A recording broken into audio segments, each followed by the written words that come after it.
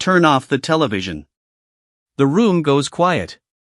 And almost immediately, something in your chest tightens. You reach for your phone. Not because you need it. Because the silence feels like it needs filling.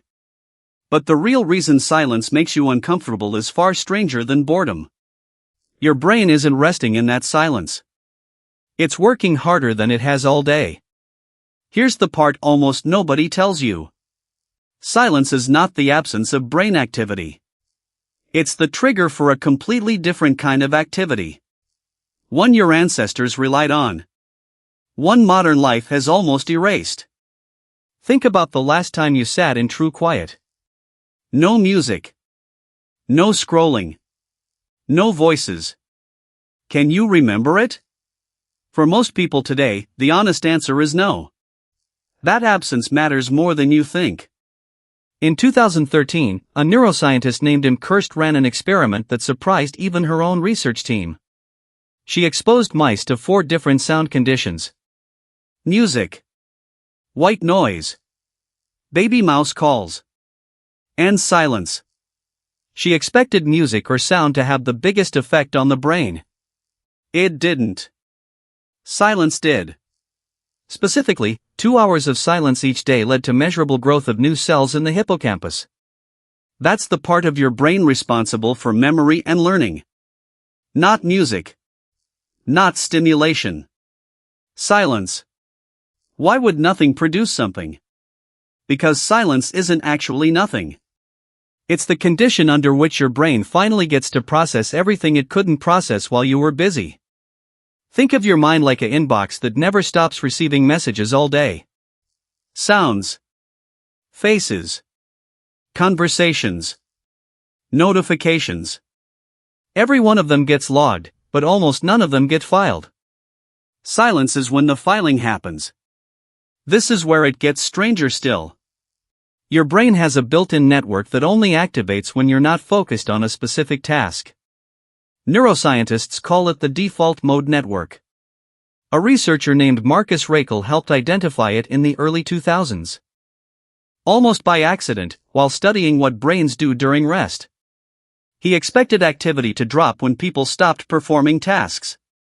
Instead, a whole separate system lit up. This default network is where you replay memories. Where you imagine future conversations. Where you quietly work out who you are and what you actually think, instead of what you were just told to think by the last video, article, or conversation you consumed. Silence is the on switch for that network. Noise, of almost any kind, is the off switch. That's why constant stimulation doesn't just distract you. It prevents an entire mode of thinking from ever fully activating. Consider what a normal day looks like now. You wake up, and before your feet touch the floor, a screen is already in your hand. You commute with something playing in your ears. You work with tabs open and notifications firing. You unwind with a show. You fall asleep to a podcast. At what point in that day does your default mode network get the space it evolved to use? For most people, the answer is almost never. Your ancestors didn't have this problem. Not because they were calmer, or wiser, or more disciplined. They simply lived in an environment that contained enormous amounts of natural silence. Long walks without conversation. Hours of repetitive tasks like grinding grain or weaving. Nights without artificial light, spent simply lying still, listening to nothing but wind and breathing. That silence wasn't empty time to them. It was thinking time. Planning time. Grieving time. Meaning-making time. You may assume this is only about mental rest. It isn't. In 2006, a cardiologist named Luciano Bernardi ran a study on the physiological effects of music and pauses between musical pieces. He expected the music itself to have the strongest calming effect. What he found instead was that the pauses of silence between the musical segments produced a far greater drop in blood pressure and heart rate than the music did. Silence tells your nervous system the scanning can finally stop. This is why a quiet room can feel almost unbearable at first, especially if you're used to constant noise. It isn't peaceful immediately. It's actually loud, in a different way. Your own thoughts get louder. Feelings you've been out running all day catch up to you. For a few uncomfortable minutes, silence can feel like exposure. That discomfort is not a sign that something is wrong with you. It's a sign of how rarely you experience it. Give it time, and something shifts. The mental noise settles. That default network activates fully. And underneath the discomfort, most people describe something closer to clarity. Not emptiness. Fullness, of a quieter kind.